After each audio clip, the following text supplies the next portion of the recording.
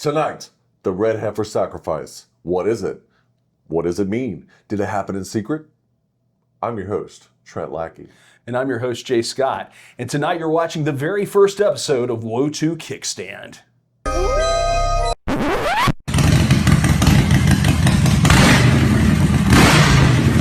So just what the heck is this whole red heifer thing about anyway? Well, it has ties to Judaism and Christianity, specifically Christian eschatology, or for the layman, end-time studies. There are a number of Jews, particularly those behind the Temple Institute, and we'll talk about what that is a little later, that want to build a third temple and reinstate ritual sacrifices. Since the destruction of the Second Temple in AD 70s, the Jews have not been able to perform any kind of animal sacrifice. What does that have to do with the red heifers? I'm glad you asked. In order for the Jews to build a new temple and perform all the rituals, they need a red heifer in order to perform a purification ceremony. The purification ceremony is described in the Torah in Numbers chapter 19. Let's read the pertinent part. Numbers 19 verse 2. This is the ordinance of the law which the Lord hath commanded, saying, Speak unto the children of Israel, that they bring thee a red heifer without spot, wherein is no blemish, and upon which never came yoke. That's the King James version of that. Yeah, Go ahead, I'm sorry. Oh, yeah, so I was just saying, basically it's never seen work. Yeah, the purification ceremony needs the ashes of the red heifer to work. So the priest takes the red heifer outside of the camp, he slaughters the animal, and then he burns it so that later he can use the ashes to mix with water for the purification ceremony. But it gets better. How hard is it to actually find a Levitically pure red heifer? Apparently very hard. You see, for the heifer to qualify for this ritual, it has to be without blemish. That means that it can't have any black or white hairs at all. The rabbis that examine the cows that are candidates for this process use a magnifying glass, and they're looking for any disqualifications. This is hardcore stuff.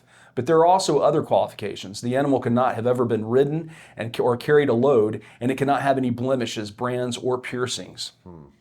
But it gets even better. In order to do this, the priest has to be made pure. And to be made pure, it requires the ashes of the last red heifer just to carry out the ceremony.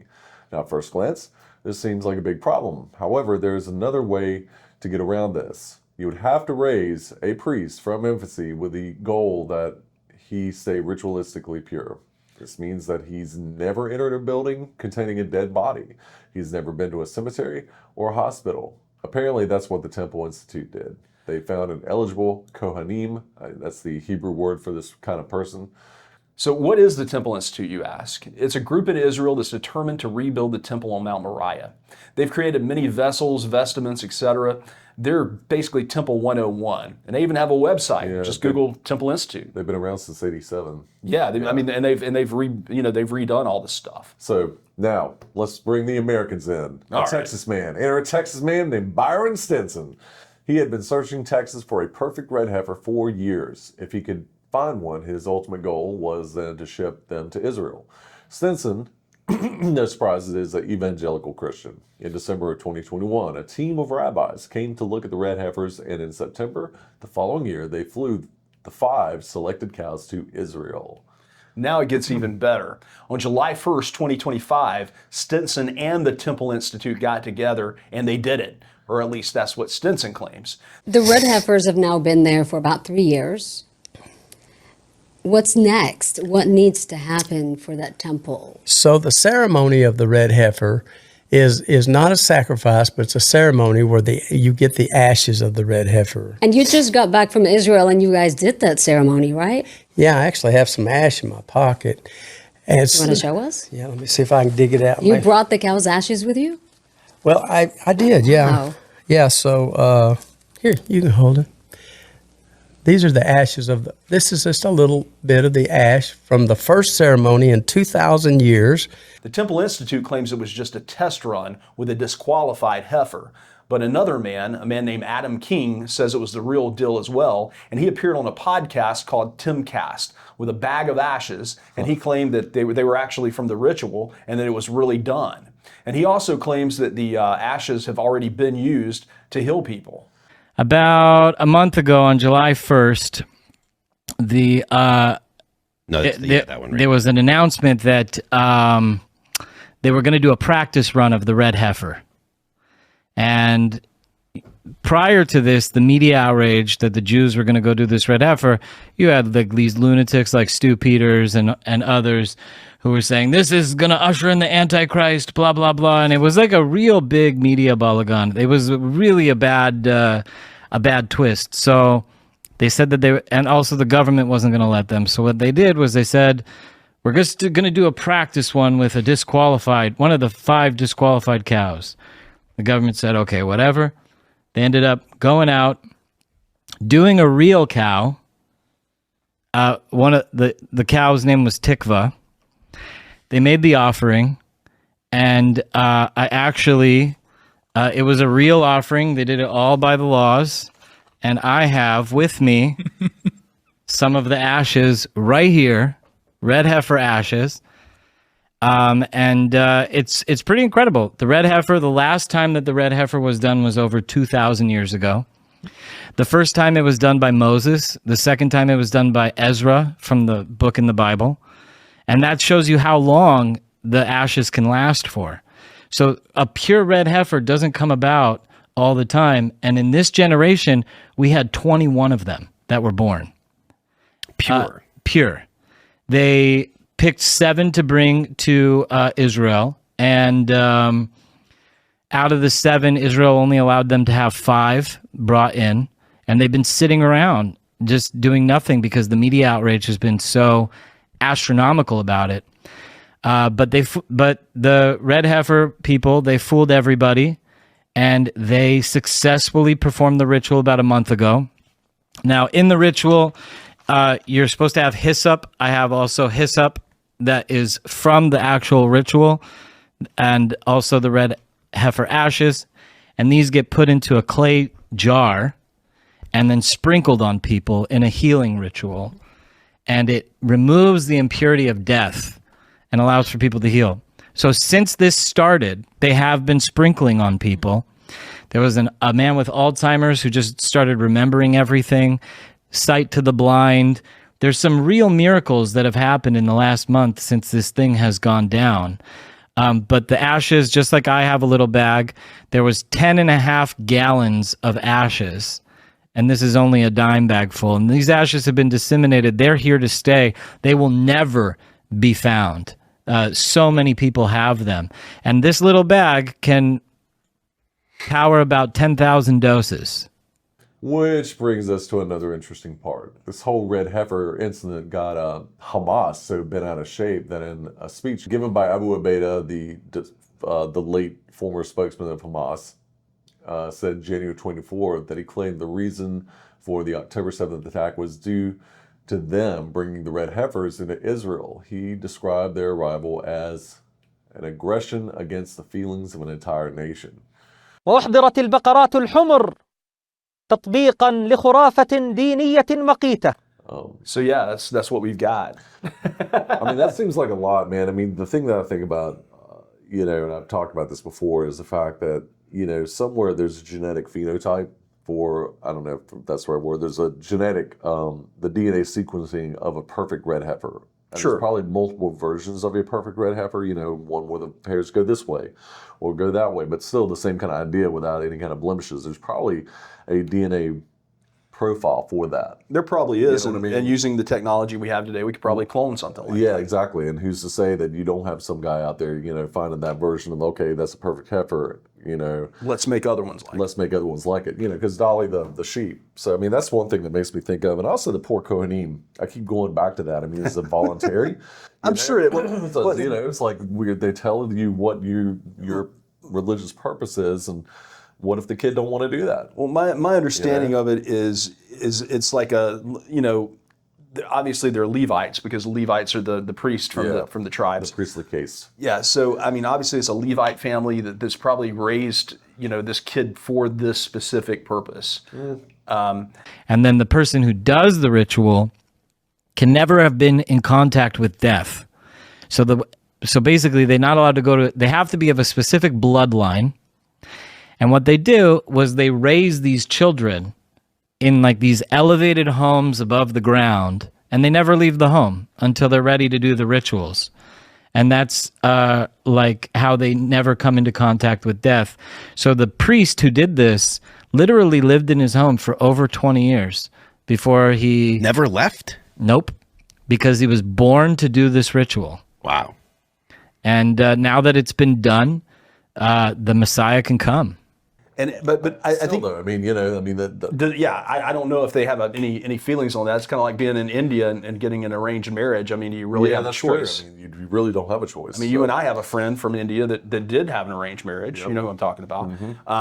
Apparently, he's totally fine with it. So it's just a weird. It's just. It's not. I guess maybe It's culturally different to us. My Western democratic idea thinks that, you know, holding a kid to do some kind of religious ritual is unfair to the kid. No, I think I think it's kind of it elevates the family to a special status because it does. I mean, you know, you're doing God's work. You know, yeah. But again, but I mean, here's the interesting part of this. So we've got. The Jews want to build this third temple because they don't believe Jesus Christ is a Messiah, right? Yeah. So the Jews want to build this because they think that by building the third temple, the Messiah will actually show up. Yeah. Christians, on the other hand, want them to build the temple too because they think that once they start building the temple, Christ, who is the real Messiah, will come back and the rapture will happen. The evangelical Christians anyway. Yeah. And so because if they rebuild the temple, the Christian version is they believe the Messiah that's going to come that the Jews have been looking for is actually the Antichrist because he sits in the temple according to the book of Revelation. No, I see what you're saying. He blasphemes and says, "I'm God." And according to Jewish, and you know, of course, I'm no expert in any way, shape, or form. Neither one of us are. We just play them on TV. I don't even play that. You know, I'm barely competent. Trent Lackey, MD. I can't read. But buy my product, click this link. And I'm kidding.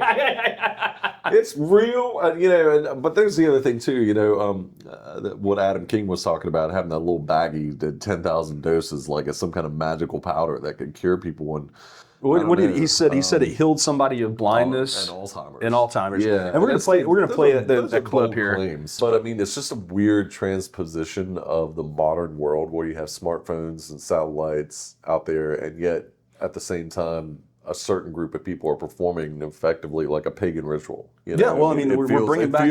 It feels pagan, you know, blood sacrifice, animal sacrifice. I know that happens in the world, you know, but this is a very public display of that kind of paganism. Well, it's not paganism because the Jews are doing it, but you know, the pagans. I mean, I talked to a Jewish friend of mine the other week and told him about this, and he thought it was crazy, you know. And I think there's groups of Jews that like actually want to go back to this because it's very. It is very traditional, but there's other Jews like my friend, like our mutual friend, who's like, "You're crazy. What are you talking about? I've never heard of such nonsense." You know, and it does seem like I don't know. I'm not going to delve into the Gorgon knot that is Middle East politics, but I mean, I can't help but feel that this is also in some way politically motivated. But the fact, well, the reasons the Muslims have such a problem with it is because they know that the Al-Aqsa Mosque sits, the Dome of the Rock, that sits where Israel says the temple was. And Israel, of course, wants to build their temple back where their temple belongs. So obviously, Hamas got upset because I mean, basically they're saying like, "Oh, you're sacrificing red heifer. That means you're going to want to take our land." Yeah, I mean, so I can understand that. You know, whether or not they even buy into the red heifer from a theological standpoint. I don't know that, but it definitely makes it from a political standpoint. Yeah, from the chronology of the Jewish faith, they know Judaism enough to go like, "Oh, okay, that this is the next move they're going to go." I could understand that. But I just thought that was wild that he would go out, Hamas would actually make a statement and say, "Hey, one of the reasons we attacked you on October 7th is because of these red heifers." Isn't that crazy? That's insane. You're performing a pagan ritual, and we don't want that. We don't want you to do that. We don't want animal sacrifices. Well, like I said, it comes down to because they didn't want him to try to get Al-Aqsa and say, "No, we're rebuilding our temple now. We've had our purification ceremony. Time to tear your stuff down. We're moving in." You know? The last time the ritual happened, did we talk about that? It was AD 70. It was during the Emperor Titus, I want to say. And that's why there ain't no ashes left. That's another thing too. So I mean, how are you burning this heifer? And if you're using wood, how do you make sure that the wood ash doesn't get mixed with the cow ash? Man, that I don't know any of that. I'm sure there's people that can tell us that. Practicality. Also, how do you slaughter the animal? Is it with a blow to the head like we normally do, the Anton Chigurh method, or is it like I don't know, man, slit in the throat? But I guarantee you the people at the Temple Institute know. Yeah, what a weird thing, man. I mean, Promise you, they know. They've been around since the 80s. Yeah, in Because 1987. what they've done is they've got, you can go in there and see pictures, but they've got like the breastplates that the priests would wear, and they have all the different colored the thing that rocks. Belloc wore. They've got all that. They've got all this stuff. They've made. That's how we probably in the West understand them. You know, Yeah, is from Indiana that Jones. movie. Probably Yeah, true. like this is what a Jew Hebrew priest look like. But anyway, it's just a weird. It's a weird thing, and it's definitely something that we would talk about on World the Unexplained. Yeah, absolutely. Because I mean, you know, it tricks all the bells. But as far as its purpose or its intent or what it actually is going to happen, who knows? I can understand now the angle of Hamas and the Palestinians how they feel about it. But I don't know why I just did that. It's okay, on camera, man. But yeah, I don't know. I don't know what that means. I mean, except what I just said. You know, is it a clone? Will there be pure red heifer clones? I feel like that's a business model for someone in the future. It is. If that's the case. Well, guys, that's our first episode of WOTU Kickstand. We hope you guys enjoyed it. Don't ignore the Salem's Lot movie posters in the back. This is because we're doing a special edition, I guess, a special. Yeah, I've left them up, obviously, but well, this I is mean, because this is where we do our normal, what's become our normal show, which is we've gone through the entire book of Salem's Lot in all three films and compared them. And so if you hadn't checked that out, click the link in the description over there, and that's going to take you to the very first chapter. It might be the deepest rabbit hole we've ever dug. Yeah, it's very long. It's a very deep rabbit hole. So, Well, I'm Jay Scott. and I'm Trent Lackey, and thank you for joining us for our WOTU Kickstand, the Red Heifer.